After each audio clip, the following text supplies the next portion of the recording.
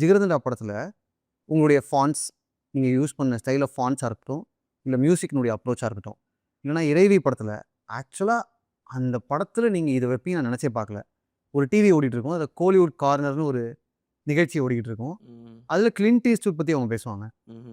And இறைவி படத்தில் use பண்ண கார், ஜிகர்தண்டாவில் யூஸ் பண்ண கார், மகானில் car, look and feel, Clint Eastwood references, இப்படி உங்களுடைய படங்கள்ல ஆரம்பத்துலேருந்தே சின்ன சின்ன எலிமெண்ட்ஸ் இருந்துகிட்டே இருக்குது. ஈவன் பேட்டை வேலைன்னு ஒரு ரேடியோ கேட்டுட்டு இருப்பாரு, கரெக்டாக. இது எப்படி அந்த வேர்ல்டுக்குள்ளே கொண்டு வரீங்க?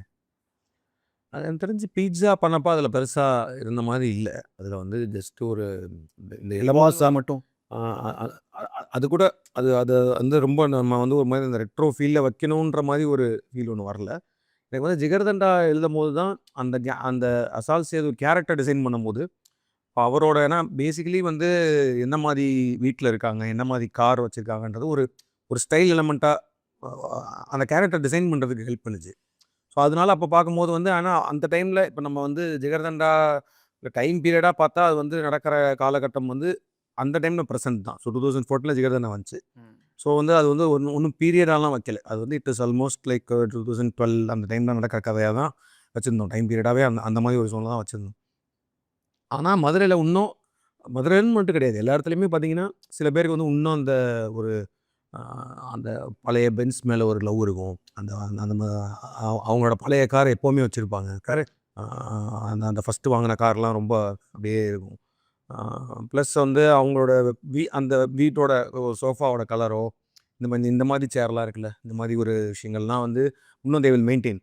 அது அதெல்லாம் இங்கே இருக்கும். ரொம்ப வந்து எடுத்து அப்படியே வந்து உடனே மாடர்னைஸ் பண்ணிடணும் அப்படின்ற மாதிரிலாம் ஐடியா இருக்காது அவங்களுக்கு. வந்து அதெல்லாம் அப்படியே இருக்கலாம் அப்படின்ற மாதிரி தான். I think they're people like as.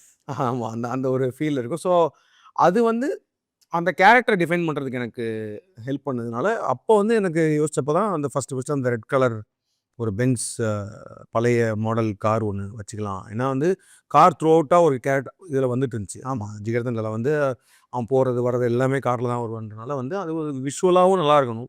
விஷுவலாக வந்து இப்போ இருக்கிற ப்ரெசன்ட் டைம் காரை யூஸ் பண்ணால் அது நல்லா இருக்காது அப்படின்ற மாதிரி சொல்லினால. ப்ளஸ் நம்மளுக்கு வந்து அந்த ஒரு எப்போவுமே நம்ம பார்க்குற நம்ம கேங்ஸ்டருக்குன்னு நம்ம பார்த்து பயங்கரமாக இன்ஸ்பயர் ஆன காட்ஃபாதரோ இல்லை வந்து ஸ்கார்ஃபேஸோ இது மாதிரி படங்கள்லாம் பார்த்தீங்கன்னா அவங்க வந்து அந்த காலகட்டத்தில் அந்த மாதிரி ஒரு கார் வச்சுருப்பாங்கல்ல. ஸோ ஆட்டோமேட்டிக்காக அது வரும். இப்போ ஏதோ ஒரு அந்த குட் ஃபெல்லாஸோட ஓப்பனிங் சீனே பார்த்தா அந்த பூட்டை திறக்கிற அந்த இது இருக்கும். ஸோ அதெல்லாம் ஒரு பயங்கர இன்ஸ்பிரேஷன் தான். அந்த ஜிகர்தண்டாலே அந்த பூட் திறக்கிற ஒரு ஷார்ட் ஒன்று இருக்கும். ஸோ அந்த மாதிரி ஒரு கார் வச்சுக்கலான்ற மாதிரி சொல்லி ஒரு ஐடியா ஒன்று வந்துச்சு.